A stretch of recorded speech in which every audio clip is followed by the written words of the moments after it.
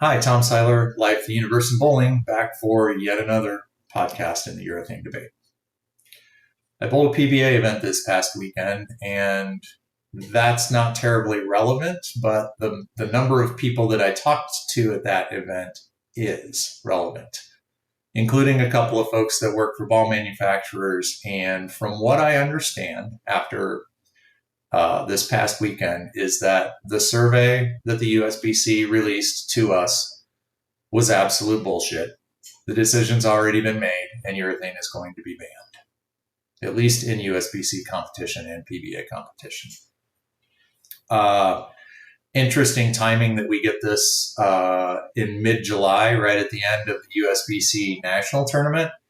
Of course, they can't change the rules in the middle of the USBC national tournament, which goes on for months. So it makes sense that if they're going to do something big, it would be now. I asked a couple of my friends that work for ball manufacturers this past weekend, what do you know? And they were very tight-lipped about it until I pretty much nailed it. And I basically said, so what we're seeing is the USBC is changing the rule at the end of the national tournament, at the beginning of the next league season, and with a couple of months so that the manufacturers and distributors can sell off their inventory. Who would want to buy a urethane ball now anyway if they're going to be banned? But anyhow, so they can sell off their inventory, most likely internationally, because it'll take other countries a year or two to follow suit and ban. The USBC generally leads the way in all of bowling throughout the world, but we'll see. But essentially, it looks like they're giving a couple of months for the manufacturers to reduce their inventory, to give the distributors a chance to move their inventory out. The manufacturers have not been releasing new urethane, even though I know of one that was planning a September release. That has been tabled from what I understand and will not be happening. So the topic of this conversation really is, what does a urethane ban mean? I'm past talking about will they ban it. I believe wholeheartedly that they will, and that they are, and that it's a done deal. The survey was just an appeasement. It was only out for 3 days. They put the survey out. I got it on Thursday. By Sunday morning, they had shut it down. So that's not an organization trying to gather any real data from real people to put it out for 3 days in the summer. Some people don't even check their email every 3 days in the summer. That was simply to placate the people that will complain, well, you didn't ask us about it. Yeah, they did. They put out a survey that was insulting to the youth bowlers. Have you seen the youth bowlers lately? Urethane is not a crutch. These kids can flat play. They pull these bowling balls out of their bags because your pattern designs that you're seeing in some of these tournaments is ridiculous. Stupid. Let's call it what it is, stupid. Let's put 35 mils out on the lane. Let's put no buff at the end of the pattern, so it goes straight from wet to dry at 34 feet or 42 feet, whatever you choose the pattern length to be. No buff means chaos at the end of the pattern, rapid carry down, rampant carry down, regardless of what bowling balls are being used. Right? No ratio left to right, which means the scoring pace will be low and more chaos. Stupid, stupid, stupid lane pattern design. 5 times the oil we had on the lane 30 years ago. Where does it end? Well, apparently for urethane, it ends January 1st, I would imagine, for the PBA, and probably the beginning of next league season for everybody else, if I had to guess, next August. I would imagine that urethane will be banned in the ladies PBA tour. I would imagine it'll be banned at Junior Gold. It'll be banned for next year's USBC national tournament, et cetera, et cetera. All of this is bad for the sport of bowling. To implement a change like this that affects so many people is bad for the sport of bowling.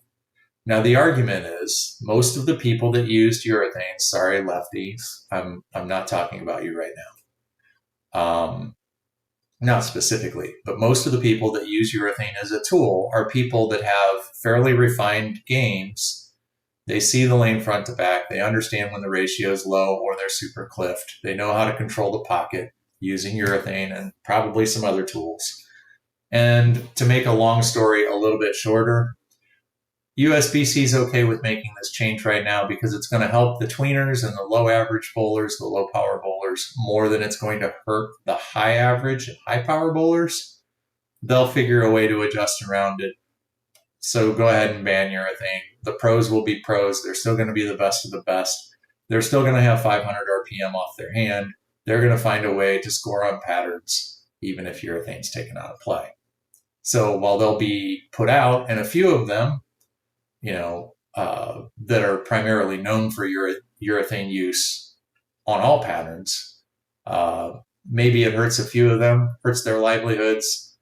I'm sure there's a company in Mexico or manufacturing plant in Mexico that's not going to be thrilled about this, although they could probably send purple hammers to Europe for the next 15 years and make as much money as they want to make. But the USBC is essentially hedging all of their bets. They're banning urethane. And they're doing it now because they think public sentiment is on their side, and they think that they're harming the least number of people that they can harm by making a large change like this. I think they're wrong.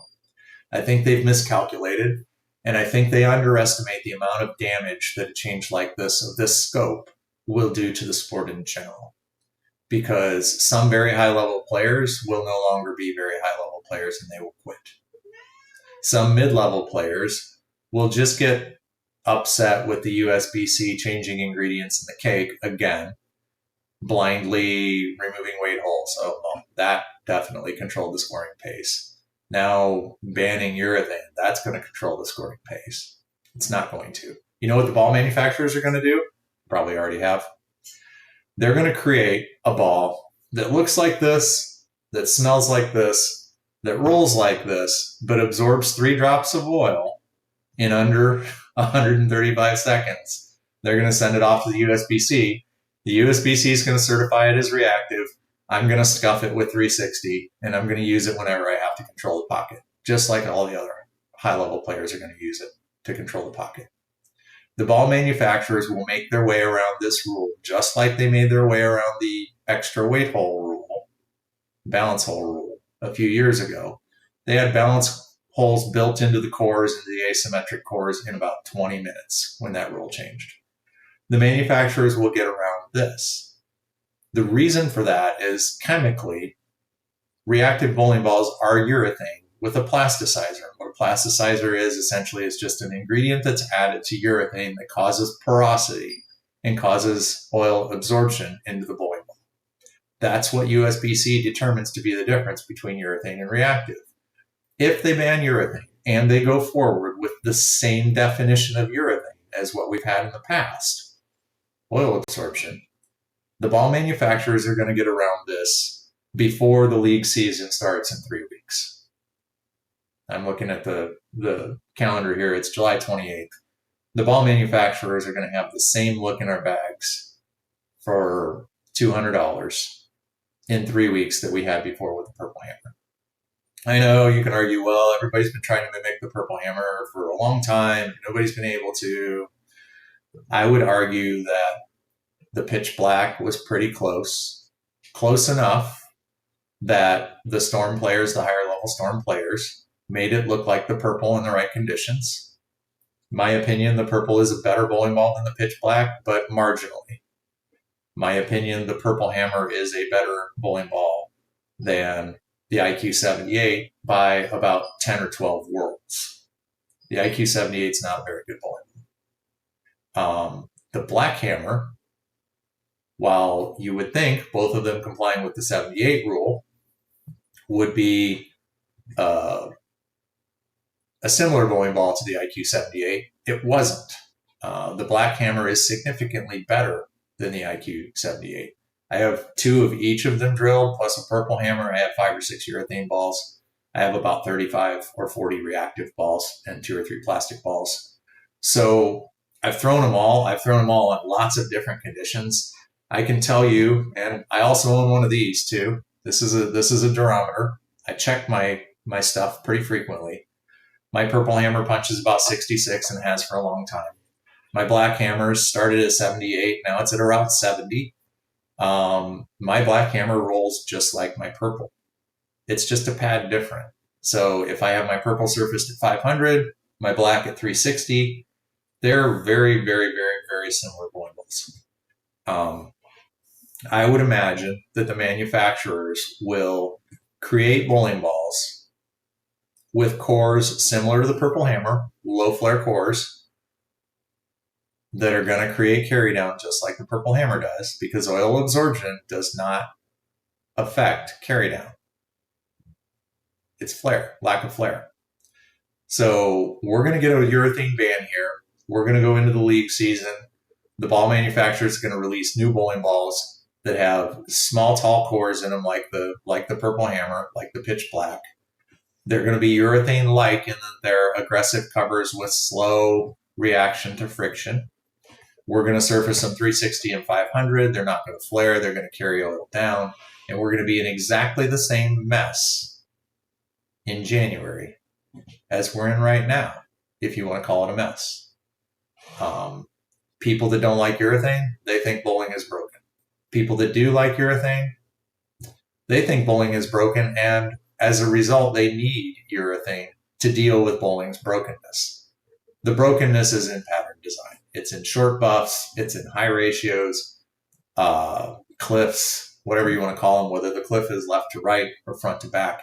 It drastically affects the way the ball sees the lane. Lack of blending, lack of buff, lack of intelligent, intuitive pattern design is problematic in bowling. If you don't understand how long it takes oil to be pumped through a tube to be applied to the oil to the lane, if you don't understand how long it takes the droplets to move down the brush, then you don't understand the speed that the machine is moving on the lane as it's applying. You're never going to have an oil pattern on the lane that resembles what it was supposed to be doing. There's a lot of complication to how fast your buffing wheel is moving, how fast your machine is moving, how many loads you put how far up the lane, how many you put in reverse, drop brush distance. There's a lot of things that go into this that affect how the lanes play. The type of oil that you use, the cleaning solution that you use, all those things matter. How much dust and humidity you have in the center matters. All those things change the way the lane play happens, and they change it for everybody. The bowling balls change the lane play for everybody.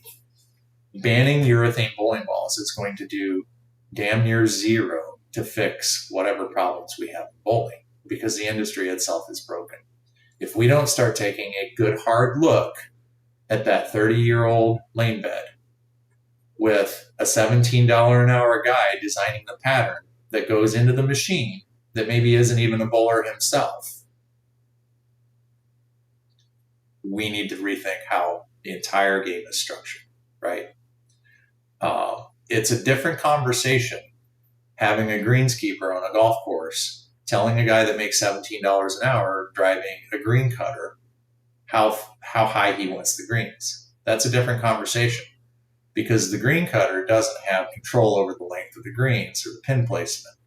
The greenskeeper does. In the situation of bowling, a lot of times you have the pattern design being done by somebody that has no earthly clue how to design a pattern. But they have the keys to the oil machine, and they have the app on their laptop, and they are IT savvy enough to put a new pattern in there. And maybe the center owner said, hey, you know what? We're getting too many people complaining about hook in the middle of the lane. Put more oil in the middle of the lane. So what do?